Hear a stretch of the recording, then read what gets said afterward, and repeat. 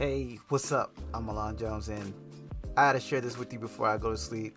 And yeah, it's late, but Juneteenth was yesterday, and I know I should have did this earlier, but I just had to share this right now. There's a spiritual principle in it, and there's just so many good things in this that that I just had to let out before I go to sleep. So, 2 Corinthians 3:17 says, "Now the Lord is the Spirit, and where the Spirit of the Lord is, there is freedom." And so, here in America, we love freedom. We love to talk about freedom. Freedom of speech, freedom of press, freedom to bear arms, freedom to assemble.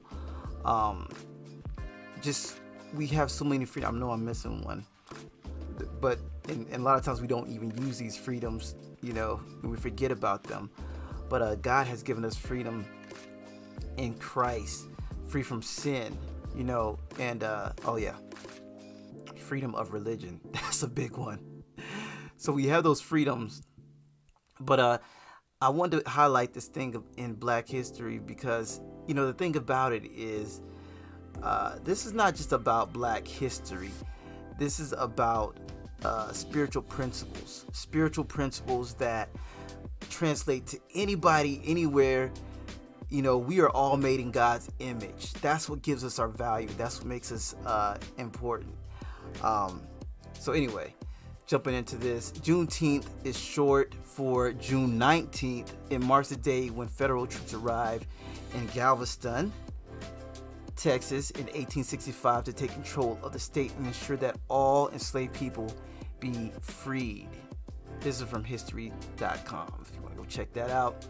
The troops' arrival came a full 2.5 years after the signing of the Emancipation Proclamation.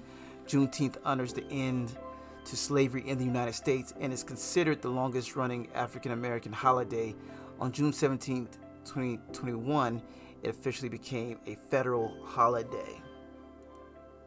Confederate General Robert E. Lee had surrendered at Appomattox, that sounds very funny, courthouse 2 months earlier in Virginia, but slavery had remained relatively unaffected in Texas until U.S. General Gordon Granger stood on Texas soil and read General Order Number 3. The people of Texas are informed that in accordance with the proclamation from the Executive of the United States, all slaves are free. Good stuff. So why I'm sharing this, number one reason why I am sharing this is because I see how God works out throughout history. If you realize that the Hebrews, if you read Exodus, they were in slavery for 400 years, and then African American slaves were enslaved 400 years. A lot of times people try to use this as a negative thing, like, oh my goodness, we should get back at people. We need some retribution. We need some this. We need to get back at folks. But I'm always reminded of the story of Joseph. And he says this, "As for you, you meant evil against me, but God meant it for good to bring it about that many people should be kept alive as they are today."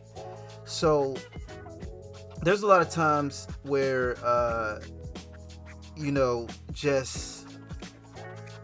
in the story of Joseph, he was sold into slavery by his own brothers. Like, that's just jacked up. His own brothers sold him to slavery, but God had a plan behind that, so that he was sent ahead of them, so that when famine hit, there's two great things that happened. One was that Joseph became the king of all of Egypt. He was pretty much the most powerful person of that time. Pharaoh made him king. Pretty much Pharaoh made him like second in charge, just respect to the throne. He was like, okay, Joseph, you can have everything pretty much, but just because of the throne, I'm still be Pharaoh, but like you have power over everything to tell people what to do and to rule. And so just like with that, understanding that, like God put him in that place so that when the famine hit, that his family could be preserved. And then after that, there was a time where the Israelites, they were getting freed from the land of Egypt, because they were oppressed for 400 years. And so I just see how God brings about hope. There is hope, and knowing that God is in control, and this and in every situation, we know that we can give God glory. And the things that people intended to harm, or they wasn't even thinking, it was like, oh man, I really don't even care about these people, I want something bad to happen to them. God takes those situations, he takes those things, and he switches them around to where we can become a blessing for generations to come. So that's why I'm sharing this. That's why you should share it too, because we got to realize, like, we are made in God's image, everyone. I don't care if you're black, white, yellow, whatever, we are made in God's image, and that's what gives us our value. Jesus Christ died for us so that we could be redeemed and restored. Sin messed up our perspective of who God is and messed up our perspective of who we are, so we even question who we are. But Christ came to give us that sound identity, to show us the truth and show us the way. When we hold to his teachings, we will know the truth, and the truth will set us free. So God bless you, and good night.